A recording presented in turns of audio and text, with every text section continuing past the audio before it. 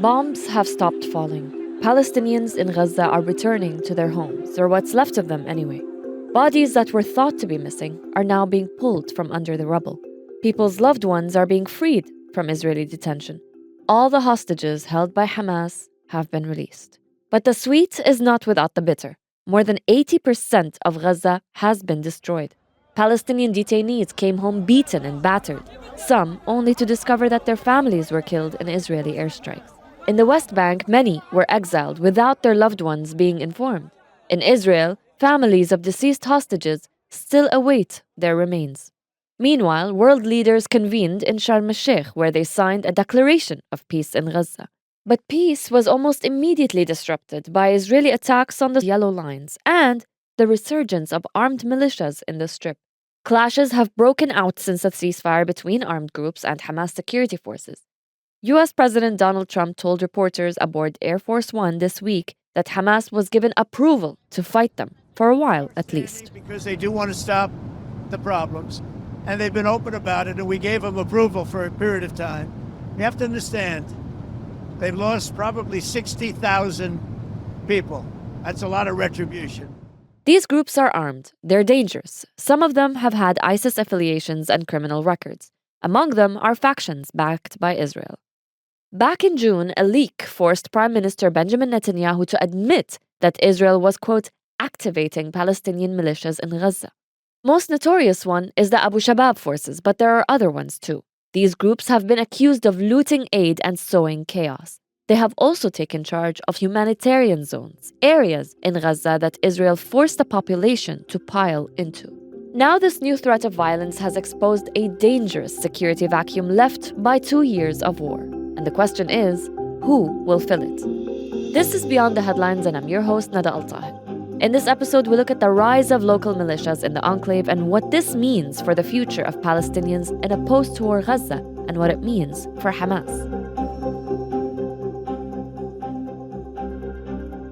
These militias are not new, but for years, Hamas has been cracking down on them.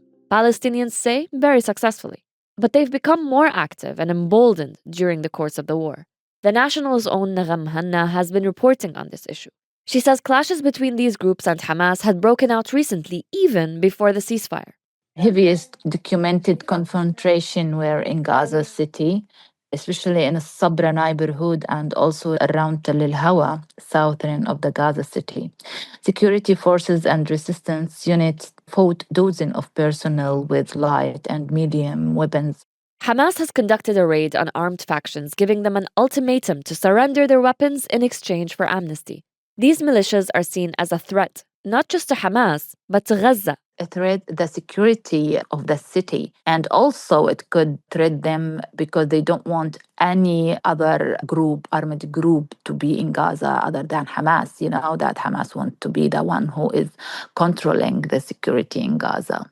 There have been casualties in the fighting. At least 6 civilians were killed in the clashes in recent days, and among them is a well-known journalist, Saleh al-Jafarawi, who was killed by one of the groups just a day after the ceasefire was announced. Sources said that he was killed on Street 8 south of Gaza City, close to a Sabra operation where there were clashes. So security sources say he was not kidnapped or tortured. Rather, he was hit by indiscriminate fire from outlaw in the area while he was trying to cover the destruction in the area. Some of these groups have been accused of collaborating with Israel during the war. Nagham spoke to the family of a doctor who was abducted by militiamen. Dr. Tasneem Al-Hams, she worked at the Kuwaiti and Abu Yusuf al-Najjar hospitals. She was abducted in Rafah by men in civilian dress.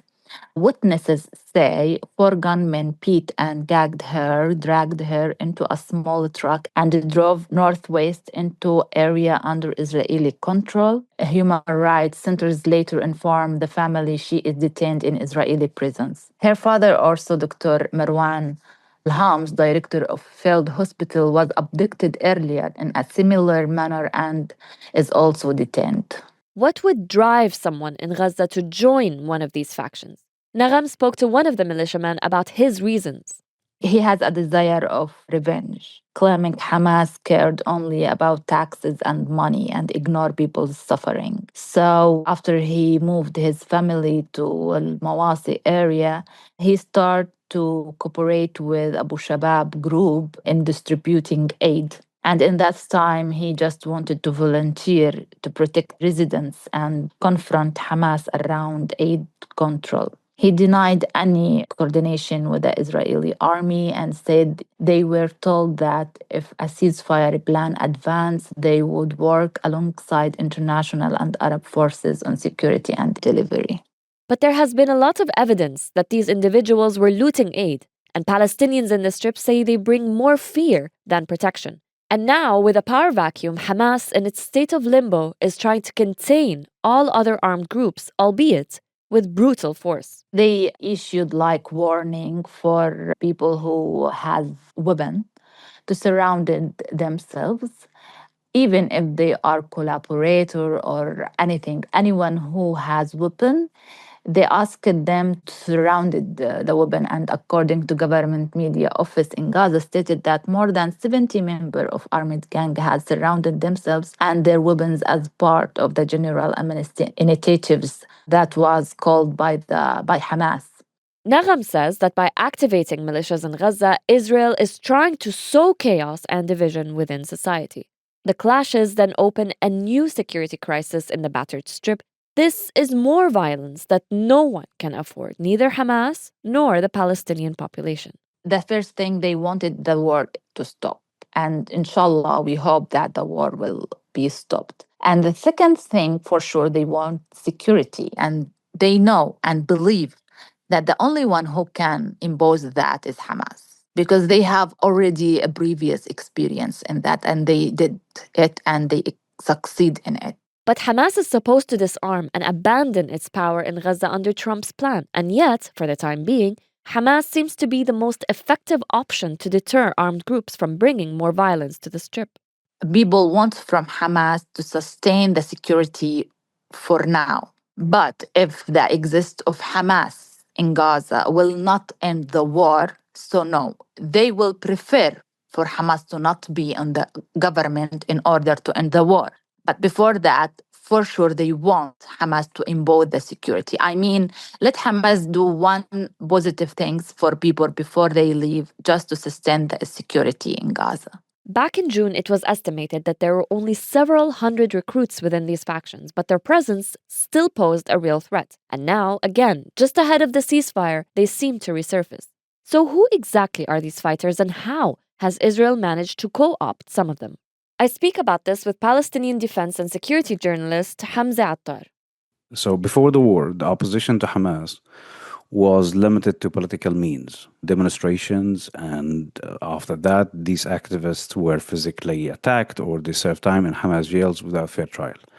What Israel did during the genocide is not resorting to Hamas political opponents, knowing that Palestinians, despite their fragmentation, they cannot accept being used by Israel or being a cheap tool that serves Israel's war goals. And in that, Israel tried everything until the last week of the war in its attempts in turning the Palestinian society against each other. And when those approached by Israel denied the Israeli offer, Israel killed them. That's not a single incident, but hundreds that we have documented since the beginning of the war. When Israel couldn't recruit opponents or clans, the security echelon resorted to thugs and ISIS members. And these people, they escaped from the prison during the war. They turned into mercenaries who attack Palestinians, loot food trucks, and harass people in all possible ways. The threat from these groups isn't necessarily just against Hamas directly. They bring a new threat to the people of Gaza as a whole, Hamze says. The mercenaries, the militants that they work with Israel, they were not attacking Hamas. They did not attack Hamas. They did not try to be an opponent to Hamas. They were an opponent to the people of Gaza. They were looting their food. They were burning their food. And they made the prices go up. If you are a father in Gaza and you've seen that one of your kids being killed or died in their bed because the lack of food, you know who's your enemy. You don't have to ask the question twice. So this is why these mercenaries, especially the mercenaries, they became the enemy of the people. So this is why the people in Gaza, they are saying these people are one of the reasons of our misery for 2 years. And others are totally afraid that revenge would take place under the umbrella of restoring the security in Gaza. So it's a very heavy package. What we're seeing, it's still under control. It does not mean that it's not sad. It's under control does not mean that this is not against the law. It's under control does not mean that we don't want a reliable judicial system. By the means of security, it is under control. Hamze says there's a common misconception that the armed men represent certain clans or families. But that's not the case. He says they are people who act on their own accord and end up being recruited as individuals into these ranks. They are not families because there is some sort of generalization that's very poisonous. These are not families. These families are among the best families in Palestine that they sacrificed everything to keep the Palestinian society united. So now we zoom in. Who are these people? They are thugs. Some that they were in jail. Israel pays for them. Israel gave them weapons that Israel managed to get when they attacked Hamas. They found Hamas stashes in the storage. So they took all of these weapons and they give it to the local militias that they created. Israel was providing to them the air support. There are so many incidents when these thugs were attacking people in the street and people tried to stop them, or Hamas tried to stop them. Immediately they were attacked by Israeli drones. It's almost unthinkable for Palestinians to join one of these groups, which begs the question, why would anyone do so knowing full well what the consequences are? What were the motives? If we are discussing Abu Shabab, his motive was very clear. He was once a thug. The second day was part of ISIS. The third day he was in jail. So he went out and he wanted to take revenge from Hamas. And he tried to frame it in all the possible ways that he is the good guy, but no one believed him because Gaza is too small and people didn't know each other. Others that they joined other groups, you cannot eliminate the point of some people in Gaza, they were fed up from Hamas. Some people, they said, it's me first. I would like to provide for my family and I don't care about anything else. And if you have this kind of reasoning in your head, which is not common because even the most fierce opponents of Hamas in Gaza that I know, they were saying clearly that we are not going to be part of anything like this. It's not because we like Hamas, it's because the other side is Israel. And this is a treason. Full stop. That's it. So whoever joined for very minimal personal reasons, even if they hated Hamas, they, in absolute ignorance, they made themselves the target of all the people in Gaza. In recent days, videos online showed Hamas members committing field executions against militiamen they suspected were collaborating with Israel. It drew immediate condemnation, including from the Palestinian Authority president. The media was quick to report that Hamas had rearmed again. It doesn't reflect well for them just days after the ceasefire, of course. So what exactly is Hamas trying to do? If we are talking about states or de facto rulers of certain territories, they have a monopoly. And that monopoly translates in many forms, and violence is one of them. What's happening in Gaza is not revenge per se, but more of restoration of the monopoly of violence. And this is the restoration of the monopoly of violence by violence without proper legal procedures. And the war makes that step skippable in certain cases. That's the point that's alarming for anyone who's seeing the big picture. And even the murderers, they should face a fair trial. Without the proper context from the outside, it looks like there are internal battles in Gaza and that Palestinians will fight each other to the brink of civil war. Hamze explains that the situation is more nuanced than it appears. I don't think that we are at any level of civil war. This is too far to happen. To have a civil war, you need to have, by definition, two equal powers, and this is not the case. And this is not even internal clashes, because internal clashes means that the members that they are attacking each other, they are both part of the Palestinian society. We are talking about individuals here.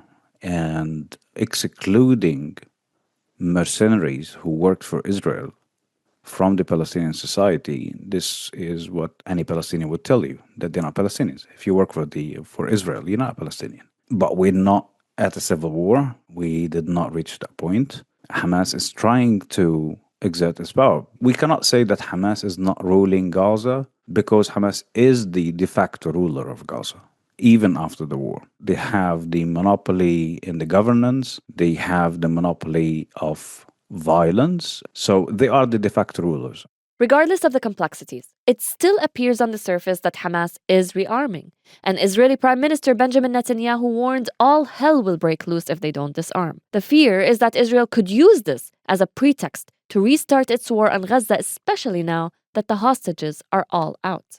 Does Israel care? No, they don't care. Will Israel use it as a leverage? Yeah, they could, which two different scenarios. But at the same time, the disarming Hamas, it's not against the light weapons and rifles of Hamas. It's about the heavy rockets that they have and the heavy ATGMs, anti-tank guided missiles. It's about more lethal to Israel weapons. It's not about the weapons that they're going to control the masses inside the Gaza Strip. So for Israel, they don't want to see a security vacuum in Gaza, because this does not serve Israel's goals of saying, oh, see, the war stopped and we respected what Trump says and we cannot accept the Gaza Strip being handed over to someone that we don't like. So it's a very complicated package that Israel would use in a way or another. But at the same time, Israel loves seeing the Gaza Strip under control by one single group.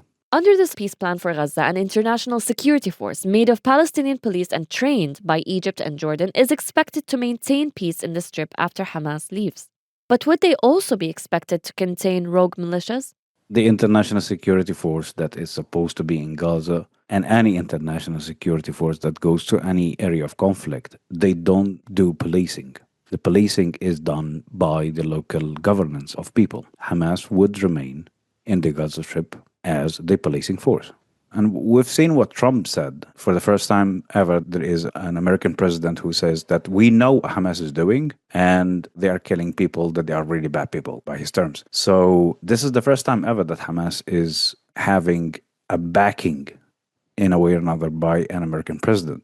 Judging from his personality, this could be a leak of a deal that was struck somehow, that there is an agreement. It could be forced on Israel, and could Israel accepting it, that Hamas is there to stay, not as an armed to the teeth military force as it was before the war, but Hamas would be the actual governor of Gaza, but having different faces, managing the civil administrations. Israel wants Hamas to disappear, but Hamas is going to reform itself in a different way. And simply, if you control the security, if you have the weapon, you are the de facto ruler of that place. If this is the case, then Hamas would not exactly disappear in its entirety from Gaza as suggested in the peace plan.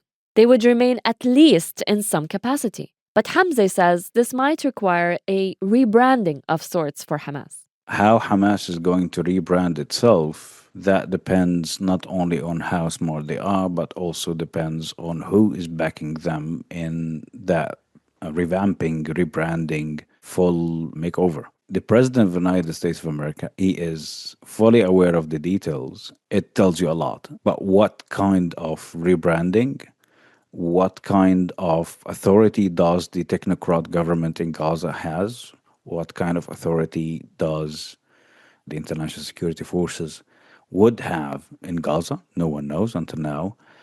What Hamas is doing is it is showing that I am the de facto ruler of Gaza. I do have the monopoly card of violence in my pocket. I am the only one who can control the masses. So even if that was not part of the deal, Hamas is trying something very, very clear here. And from what Trump said, I think it's working for them. That's it for Beyond the Headlines. This episode was produced by Ban Barqawi and audio engineered by Arthur Edison. Dua Farid is our editor, and I'm your host, Nada AlTaher. Thank you for listening.